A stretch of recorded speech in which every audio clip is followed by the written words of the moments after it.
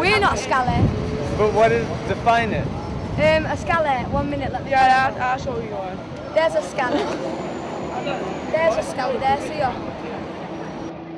Right, gotta go in a bit, camera.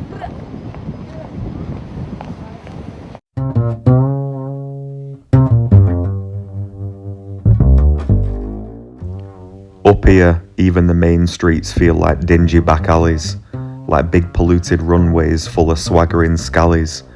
Alt roads are like veins in some big dead corpse, and wandering its arteries with hollow cores are these dreary plastic bag clutching parasites, lusting for discount cigarettes and fistfights. Flaky graffiti walls and uninspired catcalls, it's a real sight to see up here. Twilight's been taken hostage 24 hours a day, skies only seen but one shade of grey. A flock of owd deers hobble out the bus station, and an owd man with a flat cap and an Alsatian. It's market day in town, and they're on their way there, hellbent on old cloth only fit for moth meals, and cheap tatty scally caps and wool scarf deals. I remembered good old days, 10 shirts for a penny. I asked my granddad about the good old days, he said there fucking weren't any. The market itself is barely standing, half-assed gazebos with flapping tarpaulin. The wind picks up in a fit of biting anger, as it tends to do up here. It's always cold noses, fingertips and ears. The wind careers in and out of flaking shop door frames and whips newspapers off stands, never two headlines the same. Police hunt serial bus seat sniffer. As for news, I beg to differ. A whoosh of cold-biting draft comes racing in madly, behind the Blackpool North train, onlookers looking on gladly. 22 minutes late and £14.80 for a return. But the real concern, as it typically is, these big gawping delinquents, they don't even blink once. Always on train, feet up on seats, too busy staring you down with their crusty eyes, packets of crisps in their laps and open flies. One turns to the other and says, "You know where all work's going? It's these fucking packies." And then he spits on the floor and scratches himself through his khakis. A siren wails out of the TSB bank, and it wails and wails and wails. And guess what? No one bats an eyelid because apathy prevails. Everyone's deaf to their own mundane errands, just another day of wasting the seconds. Why don't you try the market cheese stand where the flies frequent the brie? Or if that's not to your taste, try the Pound Bakery, where an acne-faced slacker thrusts you two cold pasties. "Can I have a warm one?" you ask, and he starts getting nasty. In Costa there's a young couple coffee shop hopping, buying hot chocolates just to eat the cream topping. Maybe they're oblivious to the town that they're in, or maybe love's the most powerful when you're young and thin. The light bulb above the bar has been flickering for 3 months now. No one seems to be bothered, responsibility disavowed. When something is broken you try to fix it, don't you? You don't sit back, arms folded, and say there's nothing we can do.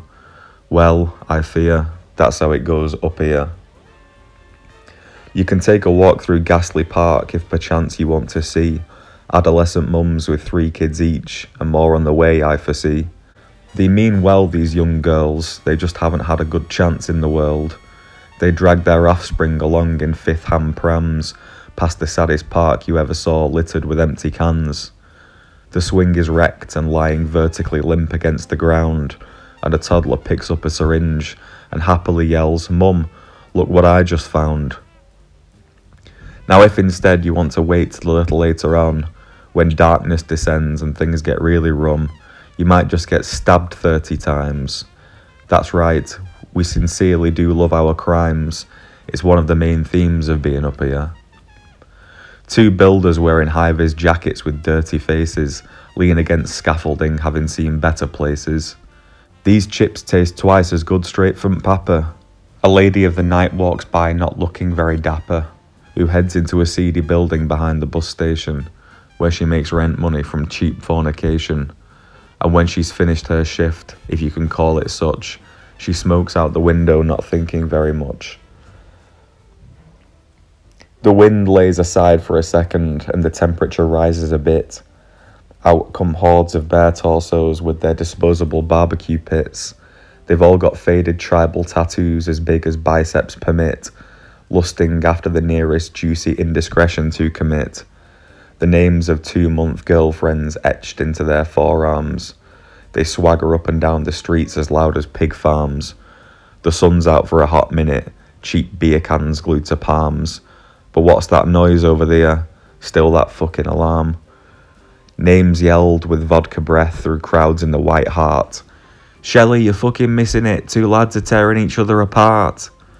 Somebody's punching somebody else. It's as routine as tying your laces. The smoking shelter haze makes an apparition of these faces. Everyone is grafting their best mate's ex. It's as cliche can be. And discovery begins and ends at discovering a new STD. Well, if you're down and out at 3 a.m. and all out of dignity, then get your tits out in Apple Jacks. You'll get a shot for free. Back up the street we go, up to Market Walk, and the man with the fruit stand eyes up opportunist kids like a hawk. And I remember again, like I always do, that somewhere in this labyrinth is the kid who punched me in high school. I remember looking down at my shirt and it was sprayed with blood and drool. I only saw him once, years and years later. He had wild eyes and a big wide grin like an alligator. A horrible scythe-shaped scar dented up his cheek, sallow skin and sunken-in face like a meth freak. And just to make it clear, that's a normal kind of look up here. Those fed up with God the most, unfed and with white faces, sit outside St. George's Church with black fringes straightened to cover their graces. They hug each other to stay warm and drink fizzy drinks gone flat, and they feed the scraps of their crisps to the resident graveyard rat. Just up the road in those dirty kebab shops, the chefs gear up for stress. 11 p.m. reads the clock. There's a thick, warm stream of oily air and Donna stink, and the streets are damp and cold again like a filthy kitchen sink. But let me now turn to the crux of the matter, the mercury poison behind the grin of the Mad Hatter, and I'll explain exactly why our town's in tatters. It doesn't help to be purely critical. We all know why we're fucking mad and lost. It's political. Those clowns down there don't give a shit about us. We're not even close to the twice-removed shadow of things they're willing to discuss. We just have the funny accents and wet weather. It's no concern of theirs whether we're at the end of our tether. It wouldn't matter so much, it's just they have all the power. They see very nicely to their own concerns and turn a blind eye to ours. They think we're stupid up here. They think we're incapable, but they manufacture these towns we're born in so that they're unescapable. It's no wonder there's no opportunity, a weak community, absolutely no impunity to losses and Coleridge and albatrosses. You've sincerely fucked us over up here. When you're from down there, you don't have to worry about money. It's all plain sailing and it's always sunny. And the amazing thing is, despite all, we have so many talented people, so many beautiful buildings, churches and steeples. Culture oozes from every crack. It grows stronger in the face of critique and flack. Folk music emanates from every pub. And as for grub that'll do you good, there's chorley cakes and hot pot and fish and chips that'll hit the spot. Beautiful art from the unlikeliest of places, the fastest swimmers in the hardest races, rolling hills and red roses, little gardens tended to with shears and hoses, writers, comedians, athletes, teachers, labourers, actors, architects, preachers. We churn out so much good, considering the circumstances. In the vast dark, a tiny light always dances. I might have been slapped around by this town for 9 and 20 years, put through some mad test and developed my fair share of fears. But I can honestly say, despite all, that I'm more than glad to be from up here, as long as I can say I'm not from down fucking there.